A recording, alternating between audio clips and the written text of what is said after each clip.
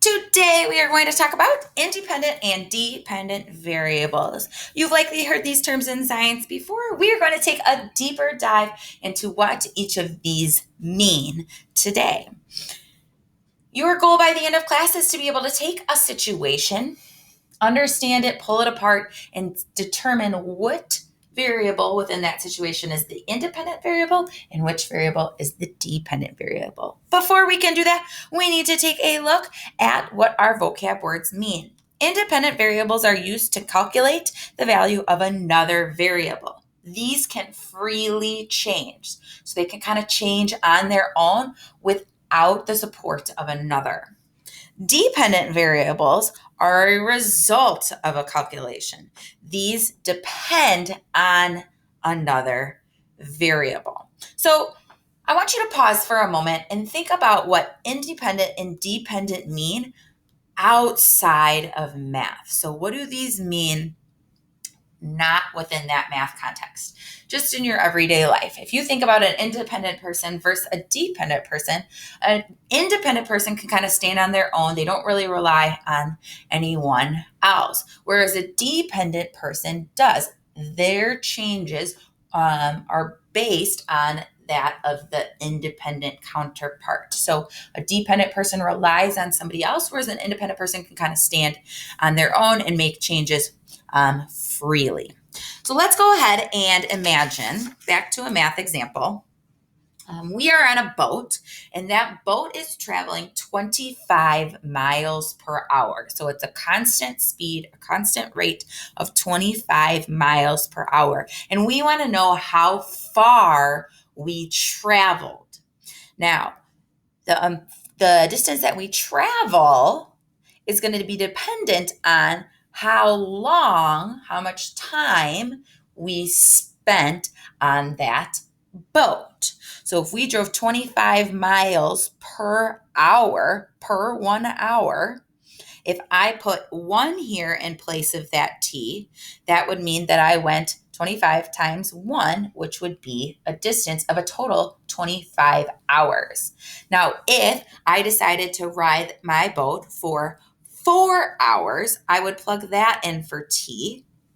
25 times 4 would equal 100. So the distance traveled would be 100 miles per hour. Therefore, in this case, the time can change freely. That is standing on its own. It doesn't really depend on anything else. That would be my independent variable. Whereas my distance is depending on the amount of time. That would be my dependent variable. My distance cannot stand without that time piece. Okay, so we're going to practice pulling out the independent and dependent variables in situations. Let's start down here. It says the warmer the temperature, the more ice cream that is sold. Okay, so starting off nice and basic, we've got temperature and ice cream sold. Well, the temperature can kind of stand on its own. It's not impacted by ice cream. Okay, so your temperature is independent, whereas ice cream sold depends on the temperature. If it's below 0 outside, there will be less ice cream sold, whereas if it's 90 degrees, there will be more ice cream. So that depends on the temperature. Okay. It says the more miles I run, the more calories I burn. Well, I don't just burn calories. That's not how that works. So I need to run to determine how many calories are burned. So the amount that I run can change without depending on something else. So that would be your independent miles I run, whereas the calories you burn depends on how far I run. We've got a couple more examples here. It says you earn $12 for every lawn you mow. The amount of money you earn, E, depends on the number of lawns you mow. Now, the amount of money I earn, I can't just determine my money that I all of a sudden earn.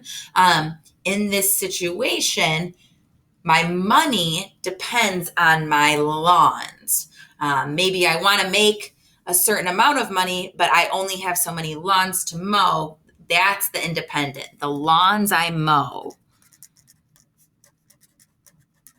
kind of free stands, whereas the money I earn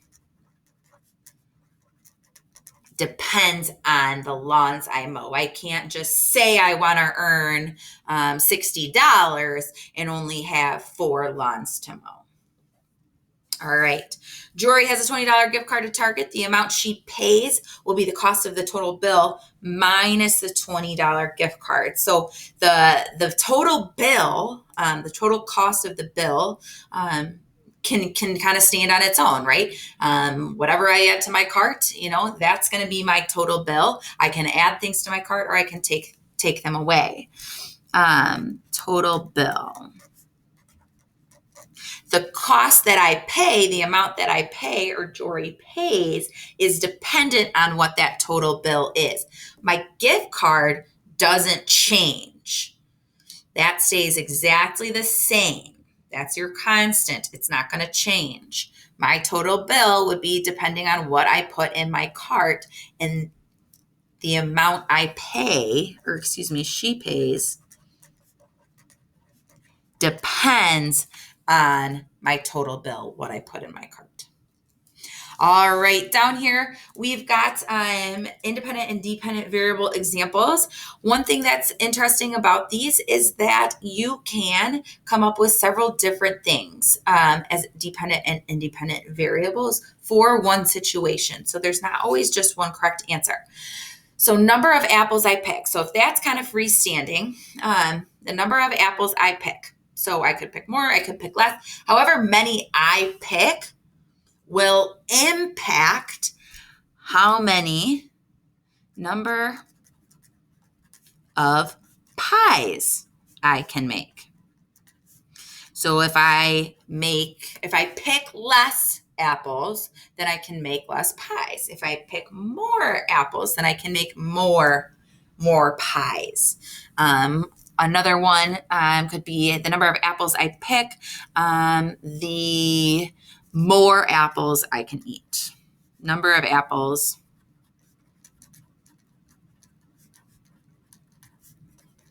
Okay, so those are 2 different examples. There's a lot more examples, so kind of get creative. What will this impact? Okay, the less amount of apples there is for the next person. I don't know. Come up with something creative.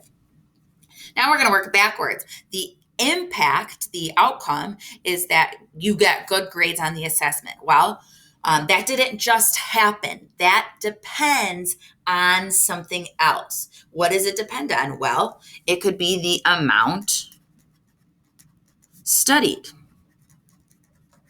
So if you study a lot, then you're going to get good grades. If you don't study a lot, then you won't get as many good grades.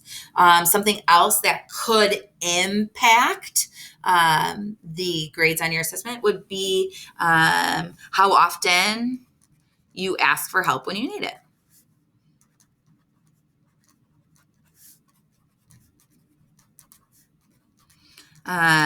There's a lot of different things. So you could say attendance. The better your attendance is, the more you listen in class, that'll impact